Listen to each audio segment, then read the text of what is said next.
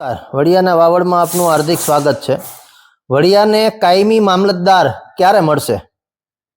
1 મહિના પહેલા સમગ્ર રાજ્યની અંદર વિવિધ મામલતદારની જગ્યાઓ ઉપર નિમણૂક કરવામાં આવી, તેમાં વડિયાને પણ કાયમી મામલતદાર પ્રાપ્ત થયા હતા અને એ બાબતના સમાચાર આપણે વડિયાના વાવડના માધ્યમથી ચલાવ્યા હતા।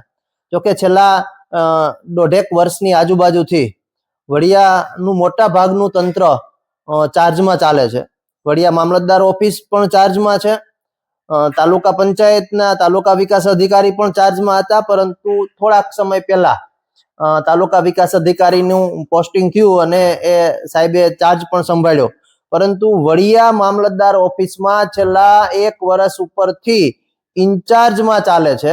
પણ હવે પ્રશ્ન એ ઉપસ્થિત થયો છે, પરમેનન્ટ મામલતદારની નિમણૂક કરી દીધી છે પરંતુ તે હાજર થતા નથી, તો સામે જે ઇન્ચાર્જ મામલતદાર છે તેની ખૂબ સુંદર કામગીરી રહી છે, માનવતાભરી કામગીરીથી લોકો પણ એમનાથી પ્રેરણા હતા, પરંતુ એ ઇન્ચાર્જ મામલતદાર કેજરભાઈ સિંધીની પણ રાજકોટ જિલ્લામાં બદલી થઈ છે। ટૂંકા ગાળામાં તે વડિયાથી રાજકોટ જશે એટલે ફક્ત 3 નાયબ મામલતદારોથી વડિયાનું તંત્ર ચલાવવાનો વારો આવશે। આવનાર સમયની અંદર ચૂંટણી પણ છે, વસ્તી ગણતરી પણ છે, ત્યારે વડિયાને કાયમી મામલતદાર મળવા જોઈએ તો વડિયા તાલુકાનો વહીવટ વ્યવસ્થિત ચલાવી શકાય।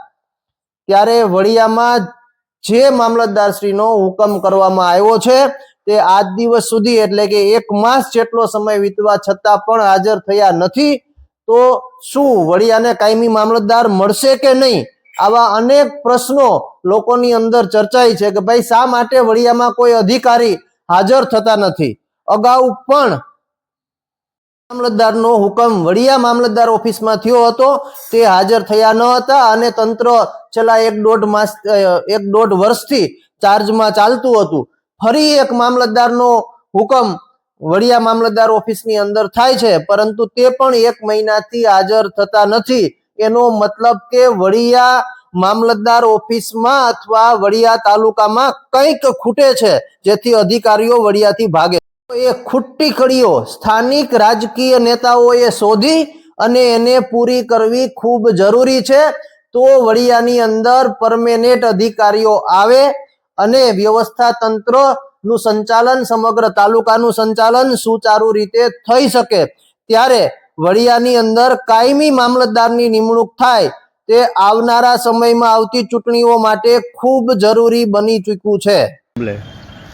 છેલ્લા હું જુનેદ વડિયા, ગ્રામ પંચાયત સદસ્ય વડિયા, છેલ્લા 2 થી 2.5 વર્ષ થયા વડિયા મામલતદાર કચેરીમાં મામલતદાર સાહેબની ગેરહાજર છે, તે ચાર્જ ઉપર ચાલી રહી છે।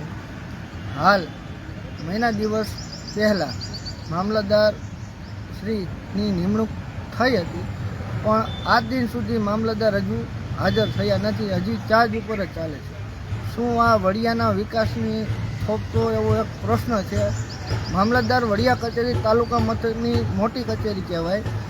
અમારે વડિયા મામલતદાર કચેરી હેઠે વડિયા તાલુકાના 45 થી 46 ગામનું કામ આવે છે।